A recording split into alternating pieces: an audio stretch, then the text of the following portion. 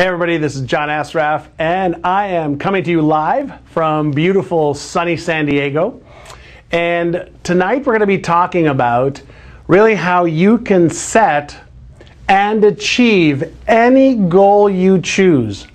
Now, I really believe that this is possible for you, and I also know that most people do a great job of setting goals, but they don't do a great job of achieving their goals. And I've invested a lifetime and lots of money trying to understand why I've been able to achieve goals, why I've been able to help people achieve goals, but more importantly, why is it so difficult for some people to really achieve and go after their life's goals and dreams and do it effectively and efficiently? Now, I made you several promises in inviting you to this live webcast, and no matter where you are in the world, I'm going to keep that promise. And here are the things that I shared with you.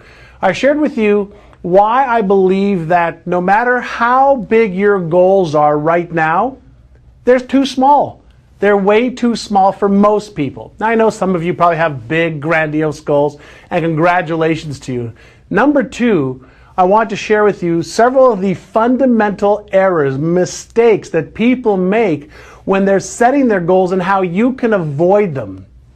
Number three, I said that you can learn how to earn 3 to 5 times, maybe 10 times more income in the next 12 months. And I don't like to say in the next, weekend or 30 days or 90 days, because we need some time to help you really understand the goal setting process and the goal achieving process. Two different processes. And then, how do you attract? Through either the law of attraction, the right people, tools, resources, and everything you need in order to really make your life the masterpiece that you want it to be, and more importantly, how do you feel proud of yourself that your life has purpose and meaning? After all, the reason that most of us want to achieve certain things in our life is so that we can feel like our life has purpose and meaning. And what I can share with you is that my journey to learning how to set and achieve goals came around 31 years ago when I was 19 years old, and I was getting myself into an enormous amount of trouble in Montreal, Canada. I quit high school when I was in grade 11. I hated school, and they didn't really like me very much there either. But I knew that I had something within me that I really wanted to achieve success. My dad was a cab driver. My mother worked at a local department store. We weren't poor. We had food on the table, lots of love, but we never had more than enough. And some of you have heard me share this story before of how I used to watch Robin Leach on Lifestyles of the Rich and Famous. And I'd see these incredible lifestyles of beautiful cars and homes and vacations and clothing and people that were doing good charitable works in the world. And I wanted to become one of those people. But I didn't know how I could until I met one man. And this man's name was Alan Brown, and he was a real estate developer and the owner of several real estate companies in Toronto, Canada. And my brother introduced me to him, and my brother said to Alan, I said, listen, my brother's having a challenging time. He's not doing the right things. He's not getting the results he wants. He's getting in trouble with the law. Could you help him? And Alan pulled me aside and asked me a few questions. And I'm going to ask you a couple of those questions today or tonight, depending on where you are. But the first question he asked me was this. He said to me, are you interested in becoming a millionaire and becoming a good person? I wasn't a really good person at the time. And he said, are you interested, or are you committed to really achieving some grand goals and making something worthwhile with your life? And I asked him this question. After he asked me that question, I said to him, Alan, what's the difference between whether I'm interested or whether I'm committed? And he said to me something that stayed with me for 31 years, that hopefully will stay with you for a long time. He said, the difference between interest and commitment is this. He says, if you're interested in achieving your goals, if you're interested in becoming wealthy, if you're interested in having a nice physique, if you're interested in having a great relationship, if you're interested in those things, you won't do what it takes. You'll do what's convenient, what's easy, and what everybody else does. He said, however, if you make the decision to be committed, then you will be able to achieve whatever goals you want to achieve no matter what. He says, because you'll learn what you need to learn. You'll rehearse what you need to rehearse. You'll practice, you'll drill, and you'll do everything that is needed to be done in order to achieve success. He said to me that the people who are committed don't have excuses. They relentlessly give up all of the excuses and the reasons why their life or their circumstances are the way they are. They stop blaming other people. They start blaming their circumstances. They stop blaming their economy. They stop blaming their lack of knowledge, lack of education. They stop blaming all the reasons why and all the references and stories that they have, and they put all of their attention and focus on how they will and how they can achieve their goals. And with that, I want to really help you understand that at 19, I really didn't ever have anybody who taught me how to set my goals, how to create all the plans that are needed. I'm going to share with you some things tonight that'll make it easier for you not just to set your goals, but to understand the different pieces of what you must do and must have in order to become a goal achiever as opposed to a goal setter. Now, I believe that 3 or 4, maybe 5% of the world's population really knows how to set and achieve goals properly. And I believe that because we've never been taught, that most people hope that they achieve their goals. Now, I often say that most people suffer from a drug disease called hopium. And I also say that hope is not a good strategy. I want you to have big goals, big dreams, but I want you to back it up with a process and a way to achieve those goals and dreams so that it becomes more of a reality than a dream, more of something that's a probability instead of a possibility. So how do you do that? How do you really make the jump, the leap from a goal setter and hoper and dreamer and wisher to somebody who actually is an achiever? Well, one of the first things that Alan Brown said to me was that at the pyramid of your goals, you have to start with absolute precision on exactly what it is you want to achieve. So if you think about your goals as your bullseye, what is going to give you the focus of exactly what you're committed to achieving in the different areas of your life? So you look at what specifically do you want to achieve in your health. And so you can have spiritual health, physical health, emotional health. What is the bullseye? How will you know when you've achieved your health goals? Okay? The reason I want you to be so precise is for two reasons, number one. Number one, when you are precise and exact in what you want, you're giving specific instructions to your brain on what to focus on. And we know that people who have learned how to focus on exactly what they want will achieve their goals significantly higher percentages than people who don't have clarity of focus. So what specifically do you want to achieve in your health? What specifically do you want to achieve financially? So how much money do you want to earn in the next 6 months, in the next 12 months, in the next 36 months? See, I want you to choose goal or a goal that you've never achieved before. The number one mistake that people make when setting their goals is they look at their present circumstances, like their bank account or the amount of business they have coming in or their job, and they allow all of the present circumstances or their past history to dictate what they could do today, tomorrow, next week, or the future.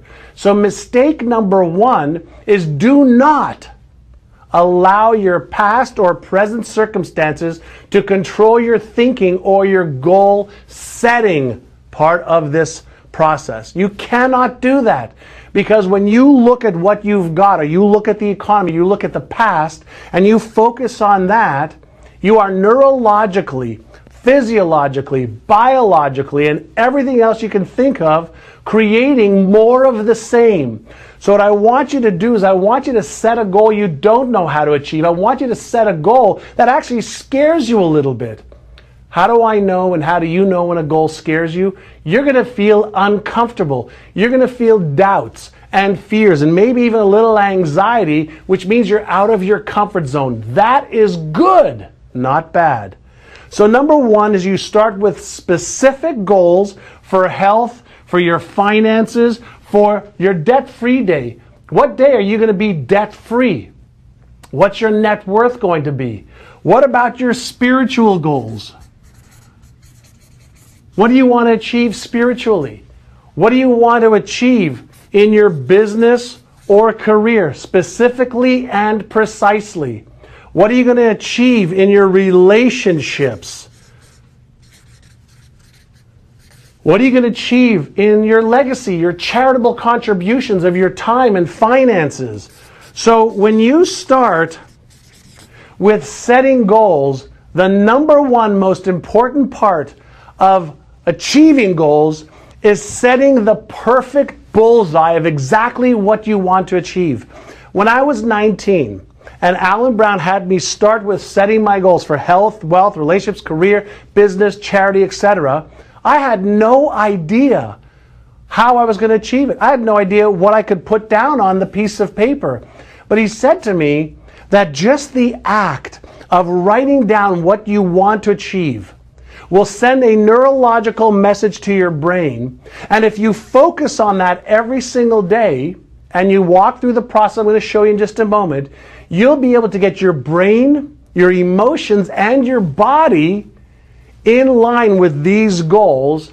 And then that's when the magic starts to happen. So number one is clarity and precision of exactly, specifically what you want to achieve. It'll have amazing neurological implications. And for those of you who are into the law of attraction, at the end of this, I'm going to share with you something a little bit different than the law of attraction, but it's the law of your brain. It's the law of how the universe responds to the 100 trillion cells in your body when you focus on what it is that you want. So step one is the clarity, precision of exactly what you want, and you never, ever, ever allow your old circumstances, your old reality to come into play when you're setting a vision for your future. So that's step number one. Now over here I've got S-T and P, and that's not some company. S-T&P. For every goal that you want to have, I am not a big believer in just having the goal. The S stands for strategies. The T stands for tactics, and the P, okay? P stands for process. Strategies, tactics, and process. Now, what does that mean? Every single goal that you want to achieve, no matter what goal it is, there's already a blueprint of what you can do and should do, which are the strategies and tactics. And there's a process by which you can follow. So, for example, if you want to lose weight, there is a strategy that you can implement around what you should eat, how much of it you should eat, when you should eat it by. There are tactics that you can utilize every single day in order to accelerate your metabolic rate. There are tactics that you can utilize in order to speed up your weight loss process. By the same token, if you want to earn 2 or 3 or 4 or 5 times more income than you're earning right now, you have to A, focus on that, and you have to develop a plan of strategies, tactics, and process. Now, why do I say this? I say this because most people, when I look at their results, and I look at their life, and I look at what they do every single day, every single week, very few people have got any strategy. They're using a lot of tactics, some process, but they haven't really thought of a cohesive, coherent way to implement a strategy to achieve the goal. And without strategy, you're using hope. And hope, we know, doesn't yield great results. So let me give you some examples of when I was 19. I'm going to take you all the way back to 19, not to now. Well, people think, well, you're doing great now and you make millions of dollars and that's easy for you. But I want to take you back to when I didn't make millions of dollars. All right? I set a goal back when I was 19 to make $30,000 a year. And my strategy selling real estate, okay, was to call 100 people a day. 100 people a day. The tactic that I used was to offer them a free home assessment and to offer them, for us to bring our clients to them. And the process that I used was that every day I would cut out the numbers of people who were trying to sell their home privately, or that homes were for sale that had expired with another real estate company, or I would take the telephone, yellow pages, and I would go through name number 1, the name number 2, name number 3, name number 4. So the goal was $30,000 in a year. The strategy was the telephone sales. The tactics was to try and get in the house to introduce our company, introduce our buyers there. And the process was 100 calls every single morning between 8:30 and 10:30, 11 o'clock. And so it wasn't a matter of rocket scientists. It was a matter of doing the right things in the right order every single day. And so you have to develop for every one of your goals, how specifically am I going to achieve them? Now, some of you may be thinking, I don't know how. If I knew how, I would do it. And that's not the truth, because you already know how you could be doing things differently. You already know what you could be and should be doing differently, but you're not doing it. That's going to lead us to the second part over here of what is it that you have to develop. So you've got to have your goals, you've got to have your strategies, you've got to have your tactics. So strategies are what you need to do, tactics are how you need to do it, and a process is just a system to follow over and over and over again. Hopefully that makes sense so far. Here is where I see that most people get into a challenging time. They have horrific, terrible habits around strategies, tactics, and process to achieve their goals. And so they don't have the consistency or the right habits or daily rituals of two things. Number one, they don't have the daily rituals of thinking about their goals on a daily basis. Now, you may think about, why does that make any difference? Well, it makes all the difference in the world, because as soon as you develop the habit to focus on what you've written down as a goal, you're creating a neurological pattern, almost a map of your new goal in your brain. And then your brain starts to see things in the physical world that match up with the goal. Most people never write their goals down, and that is problem number 2. That's one of the second biggest mistakes people make. They don't take the time to write it down clearly and precisely, and so they think that they have some goals, or they write it down once or twice, and they never look at it again. That's one of the biggest fundamental mistakes, number 2, that people make. What I want you to do is I want you to write your goals down, and I want you to develop a plan, a little blueprint. Think about this.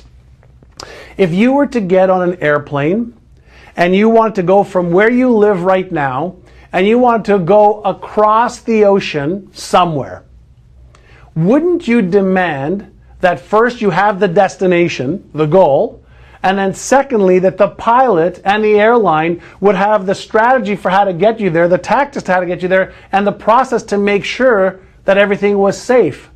And wouldn't you want them to have the habits of going through this checklist and focusing on exactly where they wanted to get you to and what the process was every single time? Well, what I found is most people don't have the right daily habits or rituals to achieve the goals that they want. They have hopes and dreams, but they're also locked in a habit loop. And a habit loop is something that you just get accustomed to doing every single day. Now, for the most part, yours and my brain is really lazy.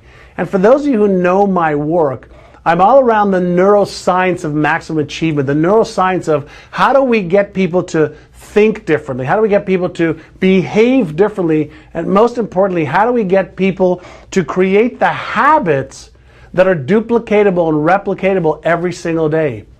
And one of the things that I can share with you based on the latest neuroscience research is that the habits that you have right now are specifically geared towards helping you achieve everything you've achieved right now.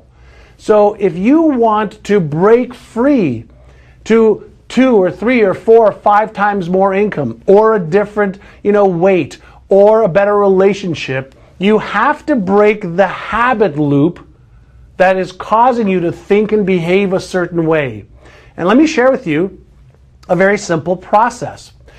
Every day when you wake up, whatever time it is, certain things are triggered, and you have the same triggers that causes the same routines that give you the same rewards. So you have a trigger, a routine, and a reward. Now, what is a trigger? A trigger can be waking up. A trigger can be the phone ring. A trigger can be you wanting, coffee. Okay, because you're used to getting coffee every single morning. Well, if you can learn that all habits are triggers, routines, and rewards neurologically, something triggers you thinking a certain way, something triggers you behaving a certain way, and that behavior gives you a reward. When you understand how to identify your triggers, and you understand how to change your routine. All of the latest research suggests that we don't have to change the trigger or the reward. But if you can change the routine, then you can keep the ends of the trigger and the reward the same. So what does that look like? So let's say you wake up in the morning and the first thing you do is you look at your cell phone to see what emails you've got coming in. So why would you do that? Well, you've done that, or you do that because you're habituated to doing it. So there is a trigger, a routine, and a reward. So every time you look at it and you communicate, whether it's text or whether it's responding to an email or checking the news or a sports score that you like, something triggers it, you pay attention, you do the routine, and you get the reward of getting that satisfaction, that satiation point. Well, one of the things that we know you have to do in order to earn 2 or 3 or 4 or 5 times more income is you have to break the habit of being yourself. All of your habits you have garnered and gained over the last 10, 20, 30, 40, 50 years. And so in order to achieve a different result, you have to break the habits that have got you thinking and behaving the same way every single day, every single week, every single month. If you set goals and you create the strategies, the tactics, and the processes, these are all left brain, we call deductive reasoning abilities or imaginative abilities. But the habits are what drives the behavior every single day. And so when we talk about achieving goals, this part of the equation up here is the setting of the goals and setting of the plan. Most people stop right over here. Or they think that if they set their goals, that habits are going to automatically follow. They don't for longer than a day or 2 or 3 or 4, because all of the decisions and the behavior for a day or an hour or a week is based on willpower. And most people don't understand that willpower and habits are tied together. and you create a habit loop, a willpower loop.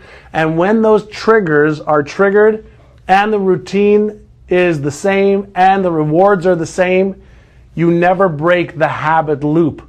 And so what you've got to do is understand what triggers your behavior. How do you change the routine? So let's say you get up every day and your reward is, feeling a little bit of energy and a spark when you're drinking a cup of coffee. Well, what triggers it is usually you wake up and you go downstairs in your home or to wherever you go for coffee, and you go through that routine, and then you get that reward of feeling a little perk and a little bit more alive. Well, let's say you had that trigger for having coffee. Instead of going to get coffee, what you can do is replace the routine by going for a 2-minute walk somewhere else and still getting the reward of feeling invigorated by going for a walk. So you replace the routine to change the habit. If you do that for a day, a week, a month, you start to develop a new habit. Now, what you want to do is develop the new habits that'll make it easier for you to implement the strategies, the tactics, and the processes. And you have to develop something called awareness first. You have to develop the awareness, of what is the trigger, what is the routine that I am engaged in right now. If you don't develop that awareness, then you're going to be a creature of habit. And if you're a creature of habit, you're just going to get more of the same. I hope this makes sense. So goals, strategies, tactics, and processes, and you have to back it up by a change in behavior. You have to become the person who can achieve that goal in your mind, in your awareness, in your routine, and most importantly, in your day-to-day behavior. All right? That is part number 3. Part number 4 is something that's a little bit more complicated, but very, very understandable. And this is what we call your beliefs. Now, many of you have heard me talk about beliefs for the last several years because I've been fascinated with what causes our behavior.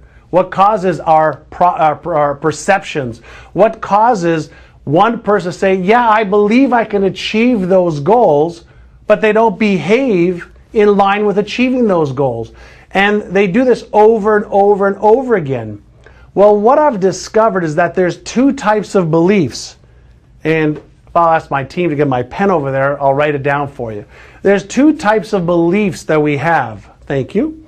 The first belief that we have is called an explicit belief. Now, an explicit belief is a belief that you and I could basically say to each other, I believe I can achieve that. I believe I can make 2 or 3 times more money. I believe I can lose weight. I can believe I could be in a happier relationship. I believe that I deserve success. I believe.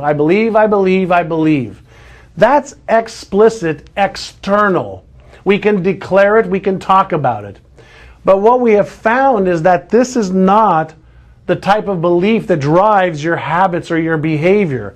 There's something else called your implicit. Now, your implicit beliefs are what underneath your talking with your friends and telling people what you believe on the surface, your implicit beliefs are underneath the surface. They are what you think about in secret. They're what you think about is true about yourself. Like, am I smart enough? Am I good enough? Do I deserve success? Do I really know what to do? Can I really do this? What if I fail? What if I try my hardest and I fail? Well, all of these implicit underlying beliefs cause a couple of things to happen.